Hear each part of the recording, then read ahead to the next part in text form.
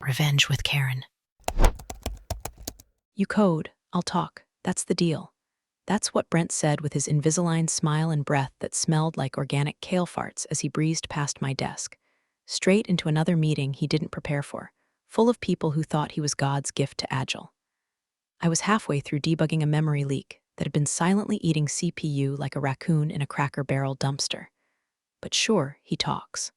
I code. That's the sacred contract, apparently. Except that morning, I opened the internal repo notes and found the project report had been updated, my name scrubbed like a crime scene. 6 months of blood, caffeine, and stack traces, and now it looked like some AI chatbot named Brent had done all the work. He even renamed the folders in the shared sandbox my folders. Amber Cache Fix was now Final Cache Approved, and in for migration, Amber had magically become Phase 2 Brent. As if renaming the damn thing rewrote the hours I spent at 3 a.m. nursing that brittle Frankenstein of a server migration through the finish line. It was like watching someone take your baby, slap a mustache on it, and claim paternity on LinkedIn. I didn't even get mad. I just stared at the screen like I was watching a goose do calculus. At this point, I wasn't shocked, just deeply, cosmically tired. There's a special kind of fatigue that sets in when you realize you're the shovel and someone else gets the gold. And hey, if you're nodding along right now, yeah, you. The one with 87 Slack notifications and one functional brain cell left, do us a solid and hit that subscribe button. Only takes a second, and 93% of folks never do it even though they binge these stories like stale Halloween candy.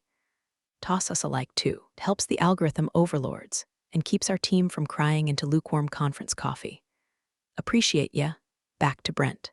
This wasn't the first time he pulled this crap. I once caught him screen sharing my code during a client call and describing it like he was Bob Ross painting happy little APIs. I wanted to create a more fluid user journey, he said, gesturing with his stylus like some kind of UX shaman. Meanwhile, I'm in the corner of the Zoom call muted, clutching a stress ball shaped like a dumpster fire. It wasn't always this way. When I joined Dynatek 4 years ago, Brent was just another overpromoted Blazer mannequin with a LinkedIn bio full of buzzwords like synergistic deliverables and narrative architecture. He wouldn't know a reverse proxy if it crawled into his soup. But he was charming in that used car meets HR webinar way. He knew how to schmooze clients without making them feel stupid. The company loved him. I tolerated him, mostly because I liked having health insurance. But this federal client gig was different. High stakes, real infrastructure, a contract worth enough to fund a small moon landing. I built this system piece by piece, data validation layers, error handling, rollback scripts, the works. Brent just slapped his initials on the commits he liked and kept me conveniently invisible in client meetings. Too many voices confuses the suits, he'd say. Don't worry, I'm your amplifier. Yeah, my amplifier with a mute button. So I opened the changelog Brent submitted to the client that morning. My jaw didn't drop, it clenched. Not only was my name missing from the revision log, but the way he'd worded the deployment timeline read like he personally delivered every fix, from the corrupted cache issue to the cluster indexing nightmare that nearly fried our entire dev environment. He even added a paragraph about personally coordinating cross-functional testing, which was rich considering I once had to teach him how to SSH into staging using sticky notes. I scrolled further and spotted the updated user permissions list for the client sandbox. My admin credentials had been downgraded. Brent was now the only full access user. It hit me then, not just the insult, but the intent. This wasn't just credit theft. This was a quiet erasure. I wasn't going to be listed on this contract. I wasn't going to be included in the postmortem review.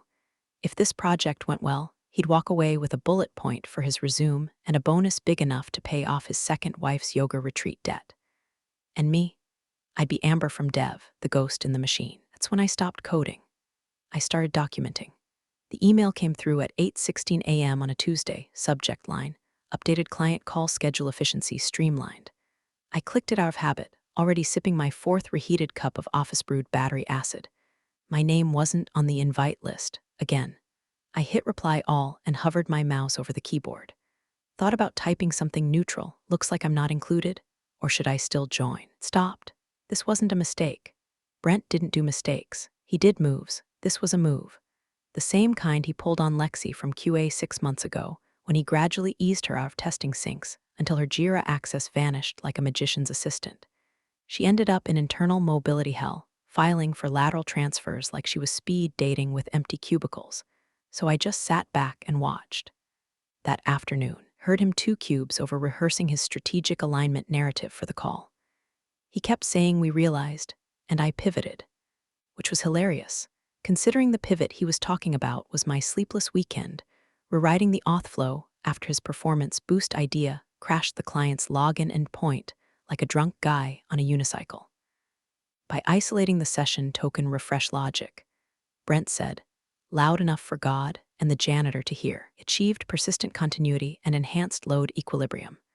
I nearly swallowed a pushpin. That was my fix. Not just the concept, those were my exact words from the comment thread in the codebase, right down to load equilibrium. He didn't even have the decency to misquote me. This wasn't new. Brent's strategy was simple. Let the nerds build the house, then show up with a balloon and say he planned the party. But hearing it out loud this time, my words in his marketing pitch mouth hit different. Something cold settled in my chest. Not rage, not fear, something older, familiar. That feeling you get when someone's stealing your thunder but the storm is still coming. Around 4:07 p.m., he pinged me on Slack. Brent, hey, can you push that patch from yesterday live real quick? Client needs to see a working demo in the AM. You're a lifesaver. I didn't ask why he hadn't done it earlier. Didn't ask why he couldn't push it himself, seeing as he'd given himself admin access and revoked mine. I just nodded, got temporary elevation through DevOps, and did the deployment like a ghost in the machine. 10 minutes later, I got a forwarded email chain from another dev, screenshot attached. Subject, early morning fix demo patch ready. Body, got up early and finalized the patch ahead of client review. Should be smooth sailing now. Signed, Brent M., Director of Strategic Systems Integration. That was the title he gave himself last year. Strategic Systems Integration. I don't even know what it means, probably nothing. I stared at the screenshot, then closed it. No fireworks, no meltdown, just that dull, suck the air out of you recognition that this was happening again. Except this time, I wasn't going to sit back and take it like a confused intern with a half-eaten yogurt in her drawer. This wasn't just death by 1,000 cuts. This was the practice run before the beheading. I started creating a folder on my personal drive, Brent Evidence, nothing dramatic, just a nice, neat little archive, every Slack request, every email, every line of code I wrote, every commit with my initials, every diagram he cleaned up before presenting it to the client. I added a screen cap of the Slack message, labeled it patch theft 9/12, went back into the commit history, and tagged that deployment with my handle, like graffiti on a stolen train car. Later that night, I walked past the second-floor huddle room and saw Brent in there alone, practicing again. He didn't see me. He was facing the glass, pacing, one AirPod in, doing that smug half-smile he does when he thinks he's killing it. He gestured like a magician pulling a rabbit out of a hat. And thanks to my team's relentless pursuit of excellence, said, voice echoing against the whiteboard, I was able to identify the inefficiency and realign our infrastructure just in time. You know that sound your soul makes when it sighs? I heard it right then, but I didn't flinch. I didn't knock on the glass. I didn't scream. I just kept walking, because I wasn't going to stop him. I was going to document him. Brent once joked that data doesn't lie, but it sure as hell forgets who told the truth. Cute, except data does lie when someone like Brent rewrites the narrative, deletes the context, and slaps his name on it before the ink dries. That's when the lies calcify. That's when the real authorship gets buried beneath version history like a body under a new driveway. So I stopped trusting memory. I stopped trusting systems. I started building my own. First thing I did was set up an automation script to export daily snapshots of our commit logs and push them to a private, encrypted drive. Harmless on the surface, looked like a nightly diff scan to anyone peeking, but I salted every commit with a signature in the comments. Nothing obvious, just a double space here, a phrase I always used, resync buffer instead of buffer sync. Anyone comparing them side by side would catch it. Think of it like technical DNA. It might be able to clone the body, but the fingerprints, those were mine. Second, I started BCCing myself on key client emails. Quietly, strategically. Not every message, just the ones where I handed him fixes, diagrams, analyzes. Every time he said, "Great, I'll pass this along," I'd flag it. I wasn't trying to create a scandal. I was creating an audit trail, one he wouldn't notice until it wrapped around his ankles and dragged him under. On Thursday morning, I opened a calendar invite labeled Client Alignment Deep Dive Exec Level. I wasn't on it, of course, but someone had left the shared folder open from a previous prep session. Rookie mistake. Inside was a presentation titled Modernization Strategy presented by Brent. I opened it. Slide 1, my diagrams. Recolored, rebranded, reworded, but unmistakably mine. I knew every node placement, every annotation, every weird little flow arrow that bent 12 degrees to the right, because I'd created it on a migraine-fueled Tuesday when nothing aligned but the rage in my chest. Except now, my initials were gone. My comment boxes were written, and in the footer, all content proprietary Brent Michaels, 2025. I didn't scream. I didn't cry. I didn't even clench my jaw. I just smiled the kind of smile you smile when you realize someone thinks they've pulled off the perfect crime on camera. I exported the whole deck, saved it to a thumb drive labeled Cat Photos, then emailed a copy to myself with the subject, Art Theft, Corporate Edition. It wasn't about revenge. Not yet. It was about control. Brent had stolen the spotlight, but I still owned the wiring in the walls. Later that week, casually stopped by my cube with 2 Starbucks drinks in hand. "Thought you could use a pick-me-up," he said, placing a non-fat vanilla latte next to my keyboard. That was the Brent classic. Always throw a latte at the thing you just lit on fire. "Thanks," I said. Didn't touch it. He leaned on the partition like he owned the air I breathed. "Quick favor," he added, lowering his voice. "Client wants a breakdown of the session layer reroute, for documentation purposes. Could you bullet that out for me by EOD? I'll clean it up and send it over." "Sure," I replied. "You want that in text or deck format?" He blinked. Whatever's easier." "Oh, I'll make it easy," I said, and I did.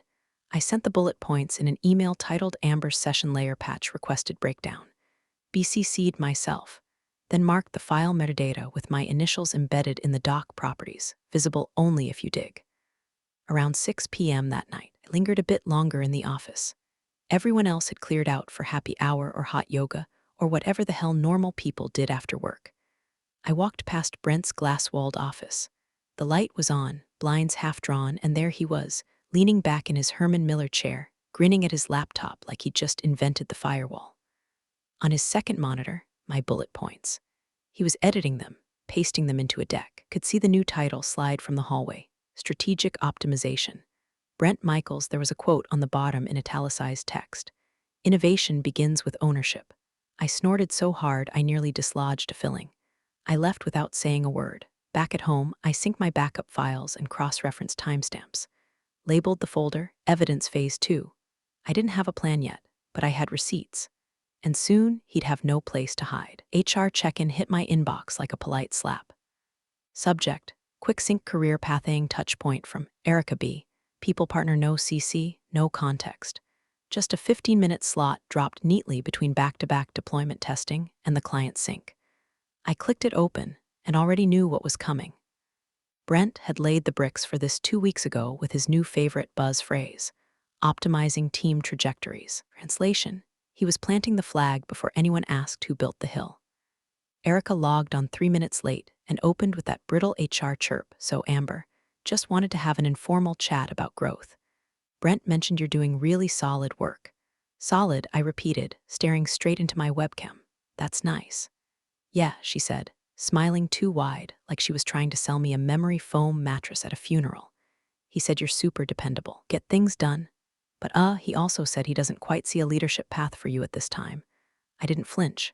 "Did he say why?" She fumbled a bit. "It's more of a vibe thing, I think. He feels you're better suited to execution roles. Tactical, not strategic." I nodded slowly, like I hadn't just swallowed a scream and chased it with battery acid. "Right.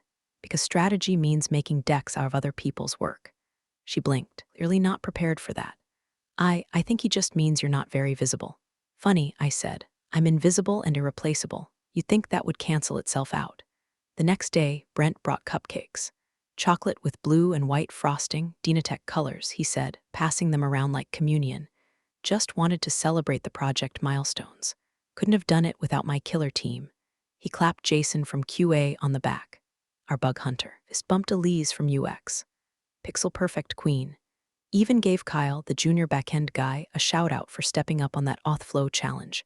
And me? He made eye contact for half a second. Gave me a nod, no name, no mention. Just a nod like I was the office ficus that hadn't died yet.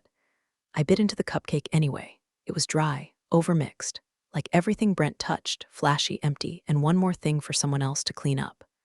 That night, I stayed late to finish a hotfix that would have killed the client's Q3 deliverables if left unresolved.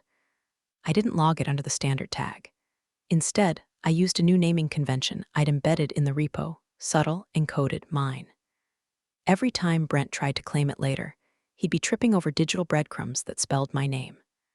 As I was packing up, Kyle, bless his sweet, nervy, still has hope soul, forwarded me a screenshot. Ender, Brent time, 3:12 p.m. to CTO, product head, HR thread message. Amber doesn't need visibility, she just delivers. She's like our silent engine, super reliable, but not really leadership track, more of a heads down, get it done type. Silent engine, not leadership track, doesn't need visibility. I stared at those words until they blurred into static. And then I printed the email, not for evidence, for something slower, more personal. I folded it and tucked it into my notebook. Labeled that section, what he thinks I'll swallow. The next morning, I changed my Zoom display name to Amber Lead Systems Engineer. Petty? Maybe. But I'd earned every letter of that title, and I wasn't going to let Brent erase me one vowel at a time.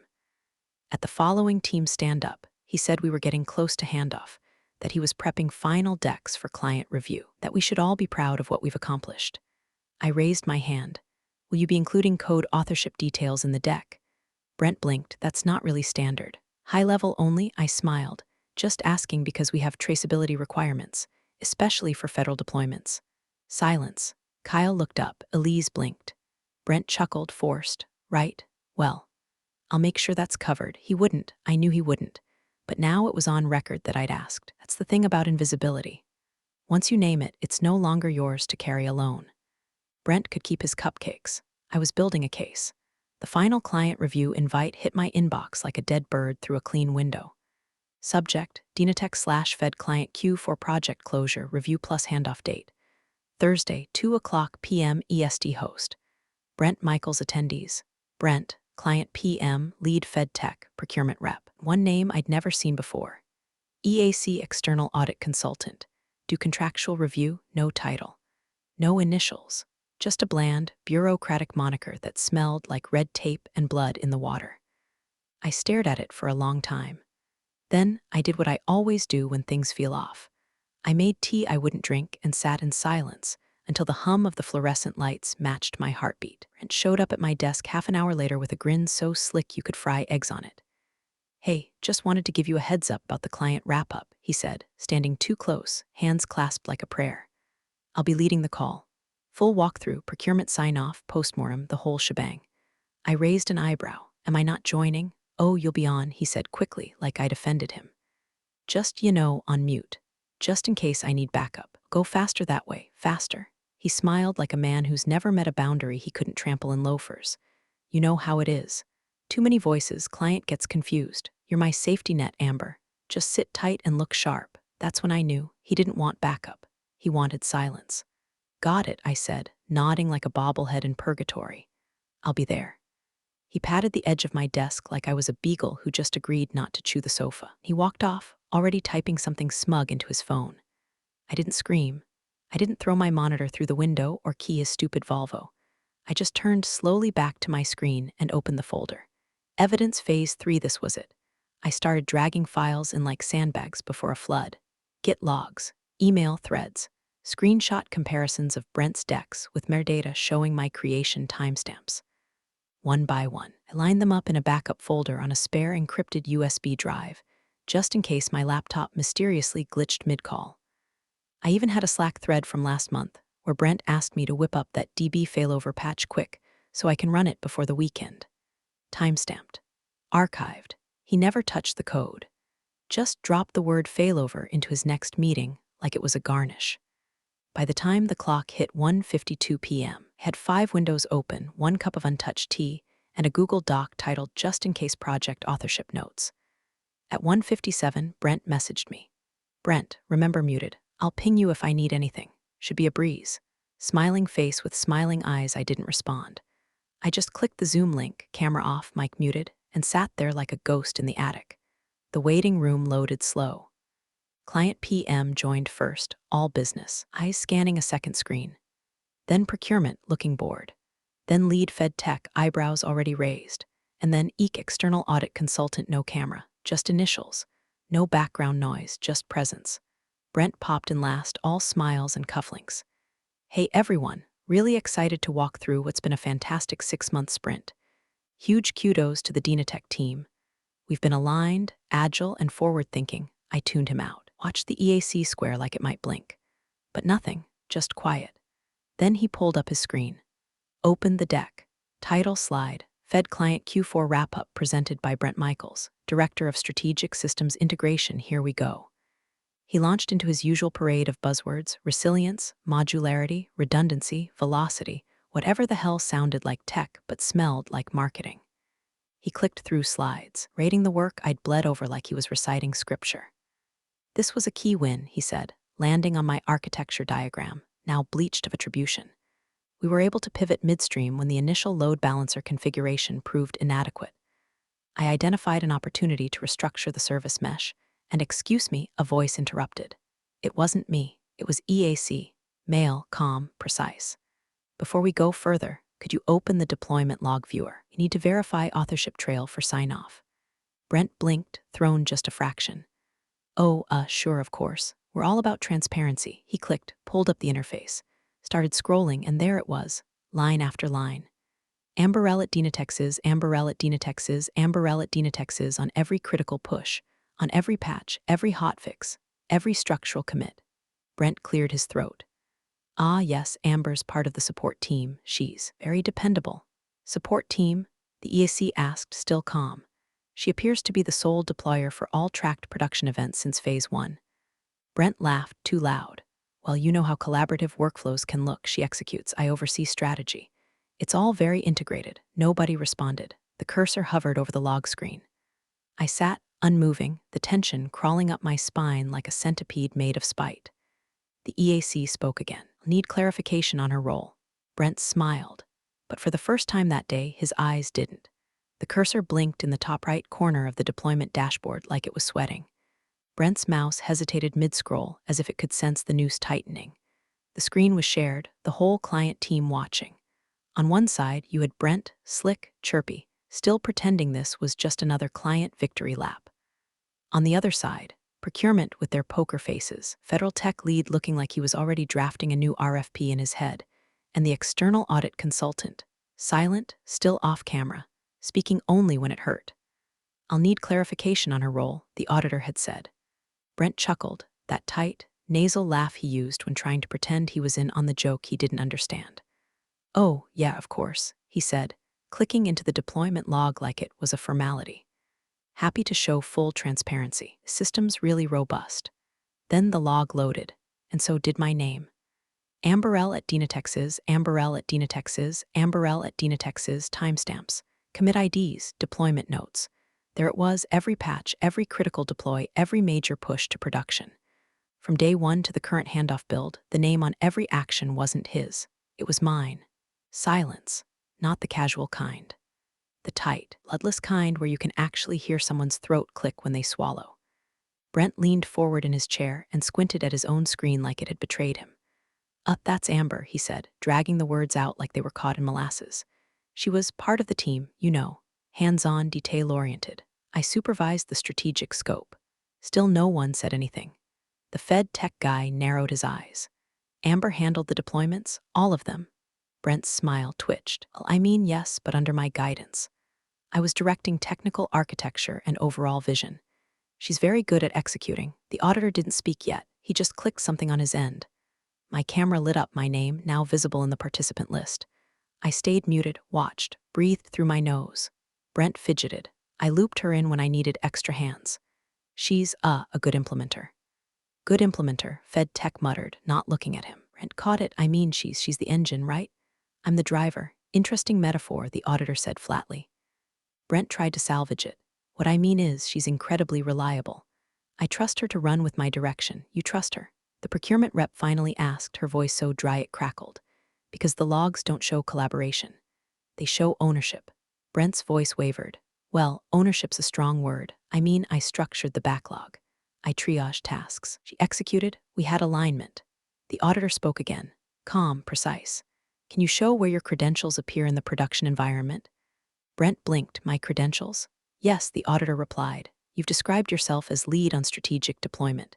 We need to verify any instances where your account directly modified or pushed code into the live environment. For compliance. I wasn't the one physically typing, Brent said quickly. That's not uncommon. Architected the framework. I designed the principles of the system. That's the leadership layer. The auditor let that hang. Then he turned toward me, figuratively, not literally. Amber, are you available to clarify your involvement? I clicked off mute. Voice calm. Even, surgical. I was the lead systems integrator on the Dynatek side, I said. I architected and deployed every core service module from Phase 1 through Phase 4. All code in the production environment was written, tested, and pushed by me. I documented all deployments and performed every rollback. Silence. Then the Fed tech guy, he leaned forward into his camera, squinting. Wait, were you the one who patched the cache overflow bug in Sprint 3? I nodded. Yes, that was mine. He turned to Brent. You said that was a collaborative fix, that you had to step in and rework the threading model. Brent opened his mouth, closed it. I watched his face cycle through at least 4 flavors of corporate panic. He reached for a water bottle and knocked it over. Let's take a quick 5, the procurement rep said. I think we need to regroup before moving into final sign-off. The screen froze on Brent's face, flushed, blinking, lips parted like he was mid-excuse.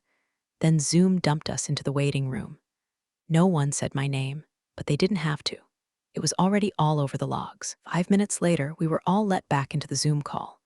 No preamble, no apology, just the silent pop of re-entry into a digital room that suddenly felt 10 degrees colder. Brent's camera was still on, but the man in it had changed. His shoulders were hunched now, and the plastic smile had melted into something tighter, like he'd aged a decade during the break. He didn't speak, just blinked rapidly and pretended to be rearranging tabs. The auditor's voice broke the silence like a scalpel. Before we proceed, I'd like to return to the question of authorship. Amber, could you please confirm your role on this project? I didn't rush. Just unmuted, straightened my posture, and spoke clearly into the mic. Amber Lynn, lead systems integrator and sole deployer for the Dynatek side of this engagement. The Fed tech guy raised his eyebrows. I continued. Every code commit, from initial scaffold to the final release candidate, went through my pipeline. I authored, tested, documented, and deployed each critical patch. I handled all rollback events, load testing cycles, and environment migrations. Brent cleared his throat but said nothing. The auditor nodded slowly, understood. I clicked the little green button and shared my screen. The first tab was a commit history, lines and lines of green and red, all tagged with my handle, Amberl@Dynatek. Time-stamped, categorized, with detailed comments on every fix. The second tab was my internal ticket queue. I scrolled slowly through a chronological chain of bug IDs, pull requests, and change logs, each one marked with corresponding JIRA entries and internal documentation. The third tab was an email thread, Brent requesting last-minute patches, and me delivering them in detail, with subject lines like urgent hotfix please review before demo. I've also preserved Slack transcripts I added, including task handoffs and architectural explanations. All time-stamped, archived. Brent's voice cracked. Those aren't relevant to high-level strategy. The auditor didn't even turn to him. Amber, can you scroll to Sprint 3?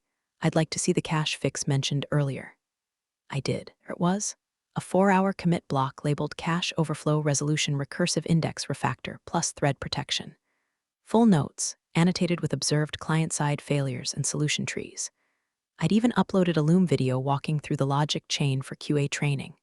The screen stayed silent for a beat. Then the client's lead tech leaned forward, eyes narrowing. Wait, you were the one who fixed the cache issue? I nodded. His head tilted. Brent said that was a vendor-side anomaly, that he, quote, diagnosed and resolved it personally with minimal lift from engineering. I didn't blink. He didn't see the error until I screen shared it for him. The tech turned to Brent. You said you rewrote the threading model yourself. Brent's voice came out smaller this time. I guided the architecture. The tactical implementation was, you weren't in the repo that week, I said quietly. You were in Cabo. Dead silence. I didn't smile, not externally. But inside, there was a stillness I hadn't felt in months. Like the exact second you finish climbing a rusted-out fire escape and find yourself on the roof, alive, steady, and holding the only working flashlight. The auditor broke the silence. Amber, are you also responsible for the rollback procedures in sprints 2 and 4? Yes. And the deployment script framework used for both staging and production? Yes. He nodded once. Slowly. Noted. Brent started typing something in the Zoom chat, then stopped. Deleted it, fidgeted with his pen. Let's move to documentation handoff, the procurement rep said, suddenly all business again. Amber, please send your artifacts to our secure link. Brent, we'll pause further engagement on your side pending review. He tried to speak. She muted him. And just like that, he vanished from the conversation. Not by force, by irrelevance. I clicked through the file transfer window, queued the documentation, and hit upload. Final tab open, a little folder labeled closure. I didn't say anything. I didn't need to, because in that moment, my silence said everything. I wasn't the safety net. I was the architect of the fall. The screen froze, then blinked to black as the client called for a short internal pause to confer on resourcing implications. That's corporate for somebody's about to get their digital kneecaps broken in a backroom Slack channel. We all dropped into Zoom purgatory again. The little gray window pulsed. Please wait, the host will let you in soon. I took a breath, then another. I didn't pace. I didn't refresh my inbox. I just sat in my chair, tea still untouched beside me, and let the silence stretch out like a rubber band on the verge of snapping. 17 minutes passed. The host finally let us back in. The participants list had changed. Brent was gone. No explanation. No sorry, I had to jump to another call. No, my dog ate my bandwidth. Just gone. His square had vanished like a vanquished video game boss. The space where his camera used to be now occupied by an additional procurement contact, who nodded politely and immediately started screen-sharing contract language like nothing had happened. External audit consultant didn't say anything either, but his square lingered, watching, waiting. Thanks for your patience, said the client PM, her tone crisp and neutral in that legal-adjacent way. We've reviewed the authorship clarity provided and will be moving forward accordingly. She turned to me. Amber, thank you for your documentation and for clarifying your technical leadership throughout the engagement. From this point, all engineering-related approvals, questions, and deliverables will route through you. I blinked, not out of shock, out of confirmation, like I just touched the edge of a bruise I wasn't sure had healed.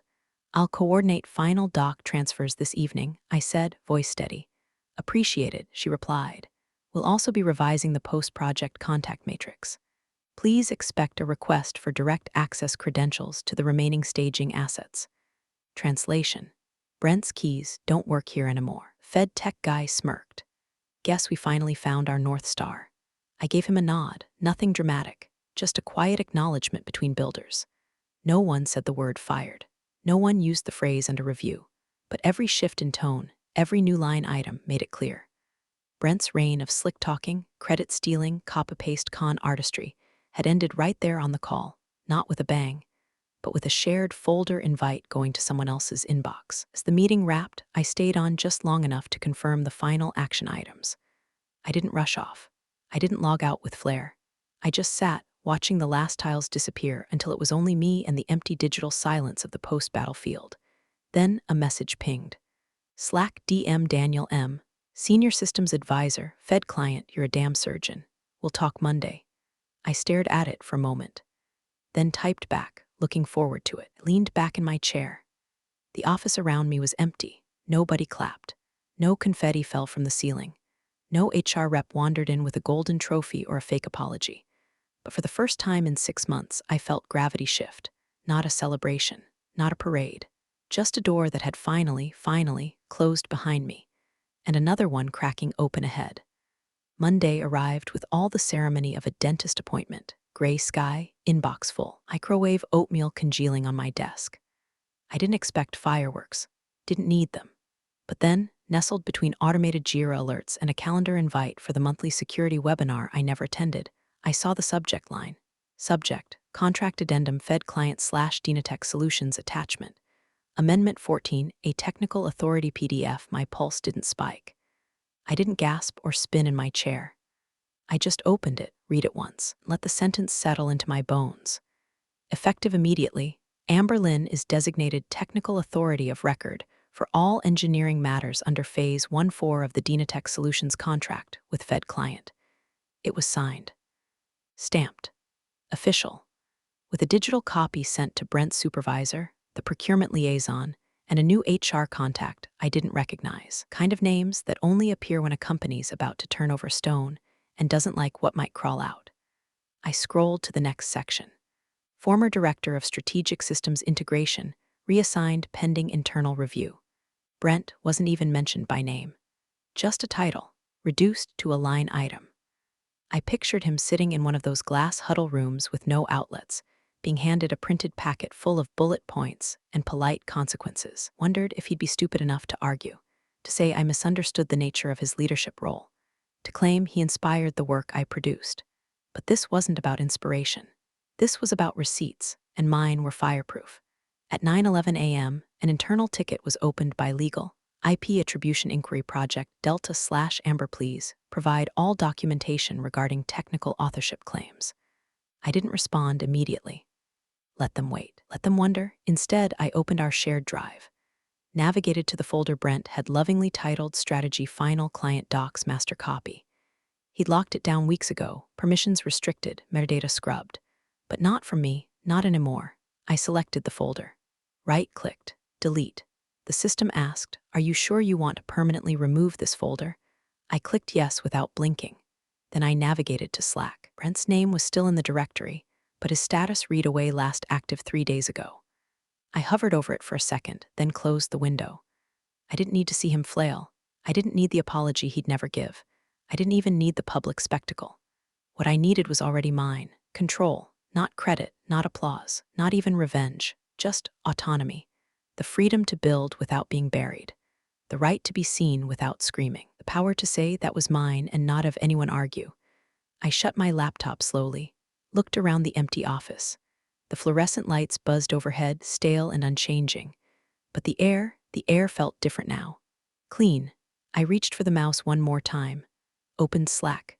Clicked on my profile. Switched the toggle. Status, offline, and then I smiled. I don't need credit, I whispered. I have control.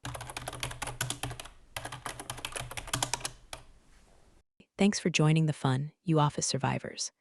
Subscribe for more switch-flicking drama. Let's make your former coworkers sweat.